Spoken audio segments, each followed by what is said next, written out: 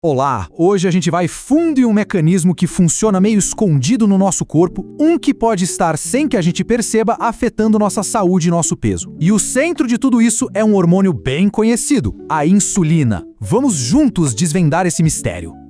Para começar, vamos direto com uma pergunta que desafia uma crença muito forte. Desde pequenos a gente ouve que o trio café da manhã, almoço e jantar é a base de tudo, certo? Mas e se essa rotina toda não for tão benéfica quanto a gente sempre imaginou? Então, o nosso roteiro é o seguinte. Primeiro, vamos entender o que é essa armadilha invisível da insulina. Depois, como a gente acaba preso num ciclo que só armazena gordura. Vamos ver também os riscos que vão muito além do peso na balança. E claro, vamos falar da solução que é surpreendentemente simples. E por fim, repensar o que é o senso comum quando o assunto é alimentação. Ok, para a gente começar, precisamos conhecer a personagem principal dessa história, a insulina. Pense nela como uma espécie de porteiro do nosso corpo, sabe? Ela que controla o fluxo de energia. E o ponto fundamental aqui é que a insulina tem uma função dupla. Quando a gente come carboidratos, o açúcar no sangue sobe. A insulina pega esse açúcar e entrega para as células usarem como combustível. Até aí, tudo ótimo. Só que o que sobra? Bom, o que sobra ela guarda de forma muito eficiente como gordura. E aqui está o pulo do gato. A insulina não é a vilã da história, de jeito nenhum. Ela é essencial para a vida. O problema todo começa com os nossos hábitos modernos que fazem ela trabalhar sem parar o tempo todo. É esse excesso constante que cria a tal da armadilha. Mas como é que essa armadilha funciona na prática, no nosso dia a dia? É um ciclo que se alimenta sozinho, e o motor dele é a frequência com que a gente come. Nosso corpo funciona basicamente de dois jeitos. Quando a insulina está alta, ou seja, logo depois de comer, o corpo entra no modo de armazenamento. Ele está ocupado guardando energia. Para ele entrar no modo de queima, que é quando ele finalmente começa a usar as reservas de gordura, os níveis de insulina precisam baixar. E isso só acontece quando a gente passa um tempo sem comer. E aqui a gente vê o problema acontecendo. A gente toma café da manhã, a insulina sobe. Faz um lanchinho, a insulina, que mal tinha começado a baixar, sobe de novo. Aí vem almoço, lanche da tarde, jantar. O corpo simplesmente nunca tem a chance de sair desse modo de armazenamento. É como se a porta do nosso estoque de gordura ficasse trancada o dia inteiro. Com o tempo, essa sobrecarga constante leva a um problema ainda mais sério, a famosa resistência à insulina. As células ficam meio surdas, sabe? Elas se cansam de tanto sinal e começam a ignorá-lo. Aí, o pâncreas, em resposta, entra em desespero e começa a gritar mais alto, produzindo mais e mais insulina. É um ciclo vicioso que só piora a situação. E as consequências disso, olha, vão muito além de ganhar uns quilos. Estamos falando de problemas bem sérios para a saúde no longo prazo.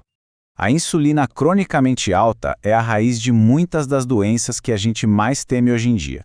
Ela não só prepara o terreno para o diabetes tipo 2, como também contribui para a pressão alta, bagunça o colesterol e aumenta o risco de problemas no coração. E o mais surpreendente, talvez, é que ela afeta até o cérebro, estando ligada a um risco maior de Alzheimer. Essa frase resume tudo de forma perfeita. As chamadas doenças do estilo de vida não acontecem por acaso. Muitas delas têm uma causa em comum lá na base de tudo, que é a forma como a nossa alimentação moderna desregulou completamente o nosso sistema hormonal. Ok, já deu para entender bem o problema, certo?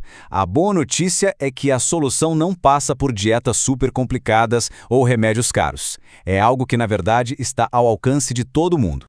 A pergunta de $1 milhão é: como a gente consegue escapar dessa armadilha e dar ao corpo uma chance de se reequilibrar? É isso, simples assim. A chave talvez não esteja tanto no que se come, mas sim em quando não se come. Ao dar para o corpo um descanso da digestão constante, a gente permite que os níveis de insulina finalmente baixem. A estratégia para colocar isso em prática é o que chamamos de jejum intermitente. E é muito importante frisar, isso não é sobre passar fome, é sobre estruturar o tempo. As refeições ficam concentradas numa janela de tempo específica, o que permite que o corpo descanse e se repare no resto do dia. Uma das formas mais conhecidas é o método 16/8. O que isso quer dizer? Significa jejuar por 16 horas, e boa parte desse tempo a gente já passa dormindo, e fazer as refeições numa janela de 8 horas. Por exemplo, almoçar ao meio-dia e jantar às 8 da noite. Esse período de 16 horas já é o suficiente para a insulina baixar e o corpo virar a chavinha para o modo de queima de gordura. E os benefícios são realmente incríveis. Além de ajudar a reverter a resistência à insulina e promover a queima de gordura, o jejum ativa um processo fascinante chamado autofagia. Pense na autofagia como a equipe de limpeza interna do corpo, que sai reciclando tudo que é velho e danificado nas células. E isso tem um impacto enorme na imunidade e até no processo de envelhecimento. E tudo isso nos leva à conclusão. A gente precisa desafiar o que aprendeu sobre alimentação e talvez adotar um novo senso comum, um que esteja mais alinhado com a forma como o nosso corpo realmente foi feito para funcionar. Olhar um pouco para a história ajuda a gente a entender. O hábito de comer 3 vezes ao dia é bem recente, na verdade. Ele se consolidou com a Revolução Industrial para se adaptar às jornadas de trabalho. E a ideia de fazer lanchinhos entre as refeições é ainda mais nova. Nossos corpos não evoluíram para esse ambiente de comida disponível o tempo todo. Portanto, o ponto central é este.